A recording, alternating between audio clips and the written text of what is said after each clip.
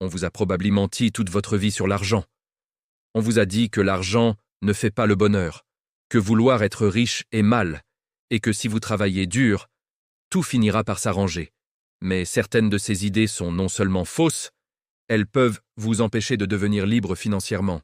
Et le dernier mensonge que nous allons voir au jour 8 est celui qui bloque le plus de gens. La plupart de nos croyances sur l'argent ne viennent pas de nous. Elles viennent de nos parents, de l'école, de la société, et parfois même de films ou de séries. Le problème, beaucoup de ces idées sont complètement fausses. Aujourd'hui, on va démonter 5 mensonges très populaires sur l'argent. Et vous pourriez ne plus jamais voir la richesse de la même manière. L'argent ne fait pas le bonheur. C'est probablement la phrase la plus répétée au monde. L'argent ne fait pas le bonheur. Mais posons une question simple. Est-ce que manquer d'argent rend heureux? Quand quelqu'un ne peut pas payer son loyer? Quand quelqu'un stresse chaque mois pour ses factures? Quand quelqu'un travaille 2 emplois juste pour survivre? Le problème n'est pas le bonheur. Le problème est la pression constante de l'insécurité financière. L'argent ne peut pas acheter l'amour. Il ne peut pas acheter un sens à la vie. Mais il peut acheter du temps, de la sécurité et de la liberté. Et ces choses réduisent énormément le stress. La vraie phrase devrait être « L'argent ne garantit pas le bonheur, mais le manque d'argent crée beaucoup de souffrance. Les riches sont mauvais. » Dans beaucoup de films, le méchant est riche, le milliardaire arrogant, le patron cruel, le magnate manipulateur. Mais la réalité est beaucoup plus simple. La richesse ne crée pas la personnalité. Elle l'amplifie. Une personne généreuse avec peu d'argent sera probablement généreuse avec beaucoup d'argent. Une personne égoïste restera égoïste. L'argent est comme un amplificateur. Il rend simplement les traits de caractère plus visibles, et si toutes les personnes riches étaient mauvaises, alors pourquoi tant de fondations, d'hôpitaux et d'organisations caritatives sont financées par des personnes riches? Travaille dur et tu deviendras riche. C'est l'un des conseils les plus populaires.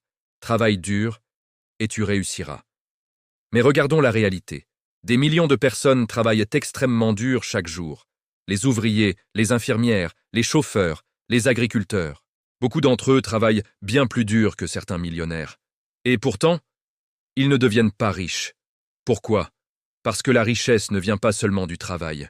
Elle vient de la valeur que vous créez, et souvent de compétences rares, effets de levier investissement ou systèmes qui génèrent des revenus. Travailler dur est nécessaire. Mais travailler dur au mauvais endroit ne mène nulle part. L'argent change les gens. On entend souvent « si j'avais beaucoup d'argent, je deviendrais quelqu'un d'autre ». Mais en réalité, l'argent ne change pas les gens. Il révèle simplement qui ils sont vraiment. Pourquoi? Parce que quand quelqu'un devient riche, ses choix deviennent plus visibles. Une personne humble restera humble. Une personne arrogante deviendra simplement arrogante. Mais avec plus de moyens. L'argent agit comme une loupe. Il amplifie les qualités et les défauts. Vouloir être riche est immoral. C'est peut-être la croyance la plus dangereuse. Beaucoup de gens associent la richesse à la culpabilité. Comme si vouloir gagner beaucoup d'argent signifiait être matérialiste ou superficiel. Mais réfléchissons un instant. Avec plus d'argent, vous pouvez aider votre famille, soutenir des causes, créer des entreprises, donner des emplois, ou simplement avoir plus de liberté. L'argent en lui-même n'a aucune morale, c'est juste un outil, et comme tout outil, tout dépend de la personne qui l'utilise. La vérité est simple, l'argent n'est ni bon ni mauvais. Mais les croyances que vous avez sur l'argent peuvent déterminer toute votre vie. Si vous croyez que l'argent est mauvais, vous risquez inconsciemment de l'éviter. Mais si vous commencez à voir l'argent comme un outil de liberté, alors votre relation avec la richesse peut complètement changer. Et parfois, changer une seule croyance peut changer toute une trajectoire.